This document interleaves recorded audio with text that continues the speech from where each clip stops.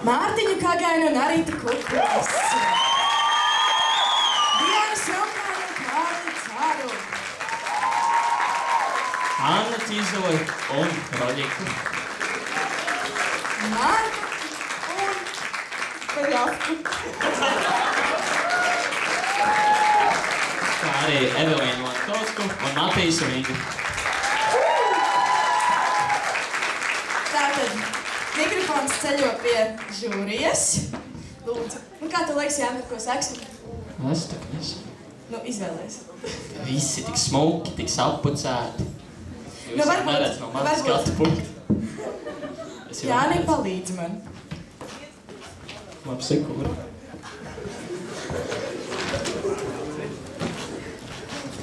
Labāko visu konkursanti.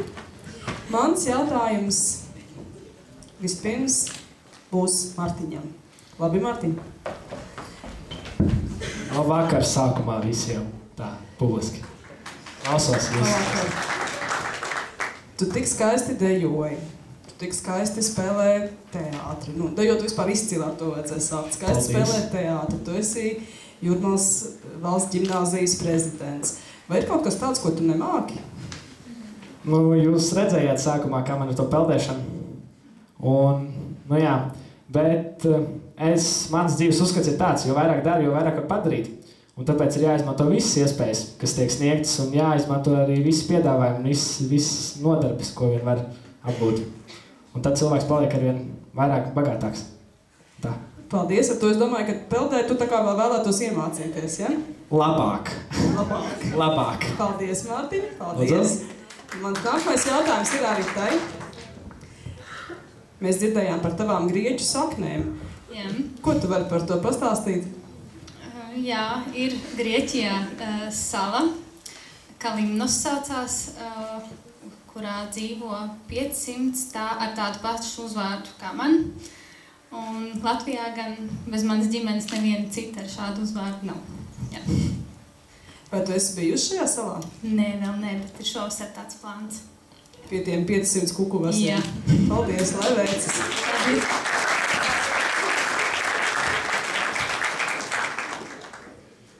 Es vēlētos uzdot jautājumu Evelīnai. Es tā dzirdēju un arī manīju, ka tev ļoti nozīmīga ir skatuve. Tad lūdzu pastāsti man, kādu tu sevi iedomājies pēc gadiem 5, un vai tur ir vieta arī skatuvei? Tur noteikti ir vieta skatuvei. Es īstenībā ceru, ka vēl joprojām es sevi iedomājos uz skatuves, un varbūt ar Romeo un Džulietu un tieši Džulietas lomu. Tas būtu tas, kas man ļoti patiktu. Un jā, tā arī ir skatuve. Tas ir tas, ko es noteikti vēlētos paturēt savu dzīvē.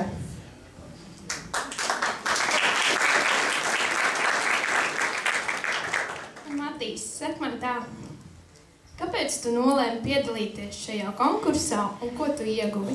Tā pavisam godīgi. Mamma piespieda. Labi, bet ja nopietni, tad pagājušo gadu skatoties šo pašu konkursu un sēžot skatītāju vietā, tas šķita ļoti interesanti. Un tam man bija vēl ar Mārtiņu saruna par to. Un mēs tā runājam, nākamgad tā kā varētu piedalīties, ne? Tur parādīt sev, pierādīt citiem un sev. Jā, paldies tev, Mārtiņ. Bija tāda saruna. Jā, es pierādīju sev, ka kaut cik valdu savu instrumentu, saksofonu. Cik labi, cik slikti.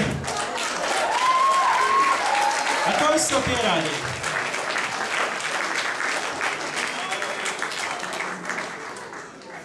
Tā, mans jautājums būs Annai. Tā. 2 jautājumi vienā. Tavs lielākais dzīves sasniegums un tavs lielākais dzīves pārbaudījums? Lielākais sasniegums. Manuprāt, mans lielākais sasniegums ir tas, ka es vispār eju un kad es daru kaut ko, ka es gribu būt ar tiem cilvēkiem un kad es esmu to sasniegusi un ka man ir viņi tik daudz apkārt. Un tas arī ir paldies, gribēju pateikt par to. Un otrs jautājums bija... Tavs lielākais dzīves pārbaudījums? Lielākais pārbaudījums? Man liekas, ka tas ir varbūt tagad tas, kas ir pienācis, tas krīze un viss pārējais. Bet man prieks par to, ka man apkārt ir tie cilvēki, kur man palīdzēs, un vienmēr būs tas plecs blakām, uz kur balstīties. Paldies! Un mans nākamais jautājums ir Rolandam. Tā kā tādam radošam cilvēkam, tad es tev lieku aizvērt acis un iedomāties sevi pēc 30 gadiem. Cik tev tad būs gadi? 47.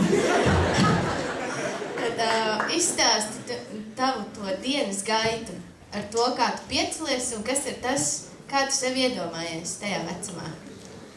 Es pamostos daudz dzīvokļu mājā, bet tādā debesu skrāpī, kur man ir istaba pie loga un skats uz pilsētu. Es pamostos, protams, kādos 10, 11 no rīta izgulējies. Un tad es iekāpu savā sporta auto un dodos uz darbu. Aizbraucu uz darbu, apsēdos savā lielajā krēslā, pārskatu savus pirmas papīrus un konstatēju, ka viss ir kārtībā.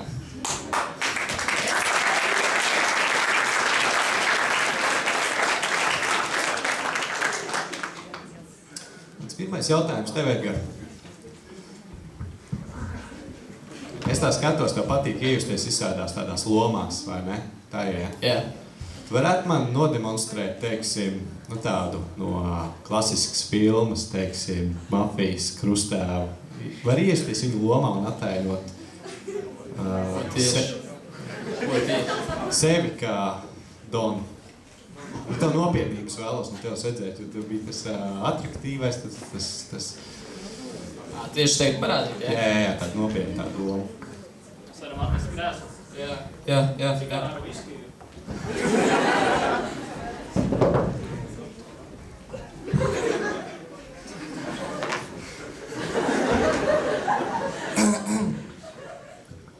Labdien! Esmu Dons. Esmu galvenais mafijas pārstāvis. Es gribētu pateikt, ka jums visiem nepaveicās, ka jūs šeit atnācāt. Man cilvēki gaida jūs ārā.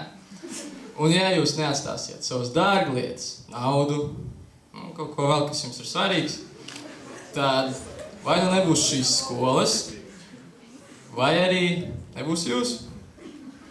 Un es gribētu pateikt, sargaties. Paldies. Paldies.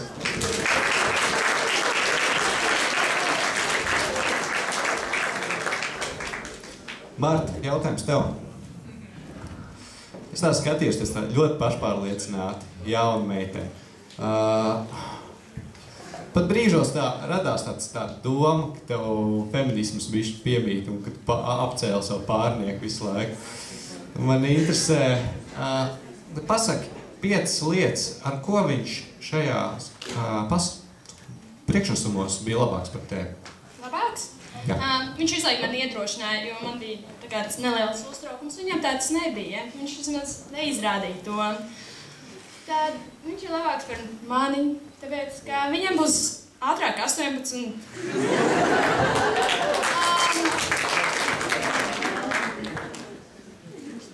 Trešā lieta varētu būt tā, ka sen atpakaļ pirmajā klasītē, es atceros, mēs runājam par skolotāju ģimenes lietām, mums prasīja, kā mūsu bērns sauc, un es teicu Edgars, un viņi sauc Edgars, un tāpēc varbūt viņš būs mana bērna krustāvs, ko var zināt. Būs Edgars.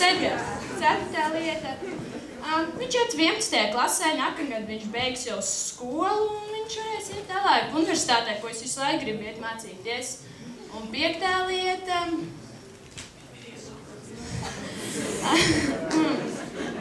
5. lieta, ko viņš varētu būt labāks. Viņam ir īsāk mati, viņam nav tik bieži viņa jākop, jātaisno un tam līdzīgi. Paldies.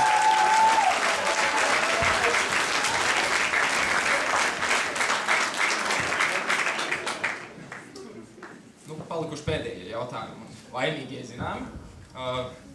Kolēģis jau teica, ka pašapziņa un īstenībā man pārsteidz, ka visiem no jums viņa. Un vēlējos tāds bišķīt nopietnāk to savu jautājumu uzdot un sākšu laikam ar tevi. Un jautājums ir tāds, kāpēc mūsu pilsēta pat labākā? Pati labākā? Tāpēc, ka mēs visi šeit dzīvojam. Vismaz lielākā daļa, ko es pazīstu šeit. Un mēs esam ļoti atraktīvi cilvēki. Mēs spējam izdarīt visu, ko iedomājamies. Kaut gan citi arī to var, bet mēs spējam to labāk, manuprāt.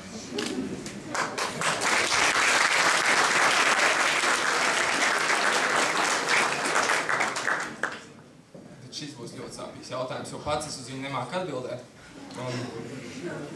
Kam ir domāts skaistums? Es domāju, ka skaistums galvenokārt ir domāts tam, lai cilvēkam būtu augstāks pašvērtējums, lai viņš varētu dzīvē vairāk kaut ko panākt.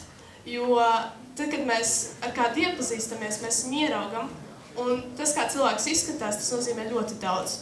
Un tāpēc skaistums ir tas, kas mums palīdz dzīvē iegūt kaut ko vairāk.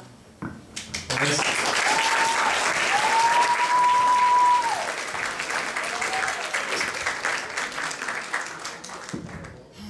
Un tagad ļausim dalībniekiem, žūrijai, visiem atvilkt telpu. Nē, žūrijiem neļausim. Žūrija, jūs varat apspēsties. Sorry.